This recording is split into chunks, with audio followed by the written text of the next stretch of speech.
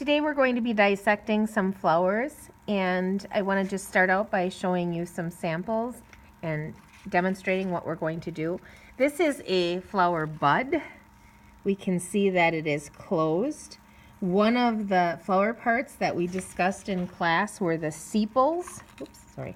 And you can see they almost look like fish scales, the little sepals that are on here. We can turn it and look, and we can see the flower all neatly tucked inside. This protects the flower while it is still getting ready to bloom. So now we're going to move to a mature flower. And one of the first things that you need to do is to really observe your flower. Step 6 on your lab sheet tells you to observe your flower, especially note how it smells, how it feels, and what you see. So you're going to want to use your senses for this. We don't use all of our senses. We're just talking about how it feels, how it smells, and how it looks.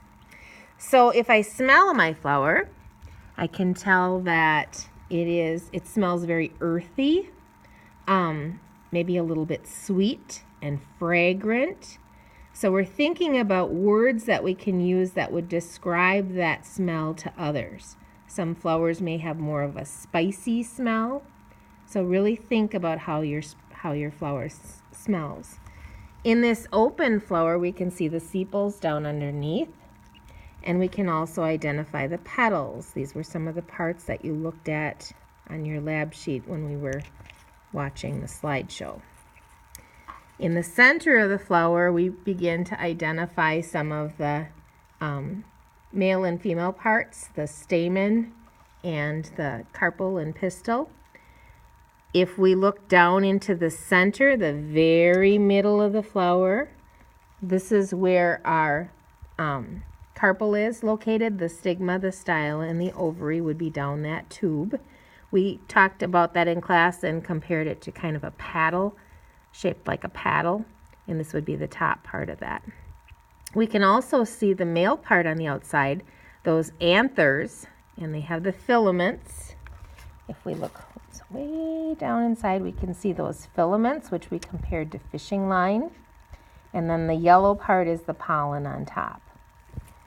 So now that we have identified all the parts that we can see with it closed, we want to open up our flower. Oh, yeah, okay. So on your sheet, before we start to dissect this, we're going to begin to draw our flower. So if I lay my flower like this, I can see that my stem is coming down here, and I want to include those sepals. Remember, they had kind of that fish scale appearance. And then all of my petals coming off of that. And I would want to include those anthers with the filament that are on the outside. I'd want to go back later and color these in. And then those shorter ones that open up to that tube down the center. So you're going to want to add a lot more detail, but this is kind of a start for how. Now this also tells us to color it and label it. So alongside of this, the petals, we'd want to put the name of the petals and all the different parts. Okay.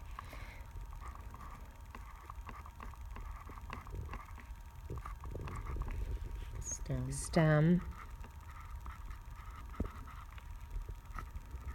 I really noticed the neat writing that you have, and very specific, and you're using your word bank at the top to help you spell things correctly.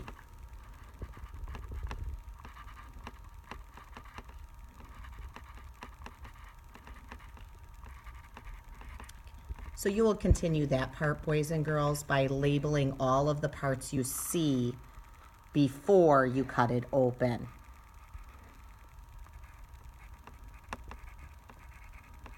The stigma may be kind of hard to find. You're really going to have to dig in there and look for that. But it's a little tube, and it's going to be going right down the center of your flower.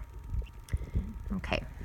So now we're going to dissect our flower, and you can either use your toothpick that was given to you, or you can use your fingernails. But you can take your fingernails just like this, and we're gonna split that open.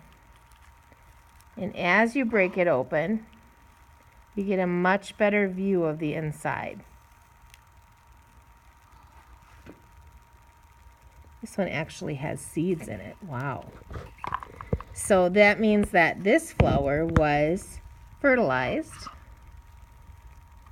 And that's why I chose one that was looking a little bit older, because the fact that it has some of this little bit of decomposition on the leaves is showing us that it may have been fertilized. But we can see a seed there. All these little specks are where the seeds may have been. Some of yours may have little white, maybe that's where these little white specks on some of yours may be eggs, but you can see all of those little tiny spots. So if you have seeds inside or if you have eggs inside, it's going to tell you whether or not it was fertilized. If you follow my toothpick up the ovary, this is your ovary, eggs inside or seeds inside. If you follow that up, this is your style, that's that tube. And at the very top of the tube, that's the top of the canoe paddle, there's a little sticky part, and that's where the pollen from the insects or whatever's pollinating your flower, that pollen is going to fall down onto that stigma. It sticks there, travels down the style into the ovary, fertilizes the eggs, and they become seeds. So you want to be able to identify all of those parts. So then back to our flower. If we wanted to draw this dissected, I could draw it laying open like this.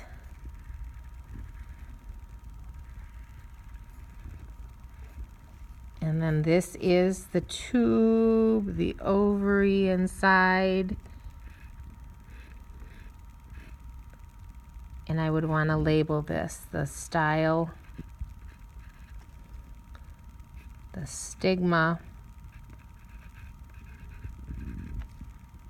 the ovary, and if I wanted to put some seeds in there, those are the eggs or seeds. And also remember, we talked about eggs. The scientific word for eggs in class is ovules.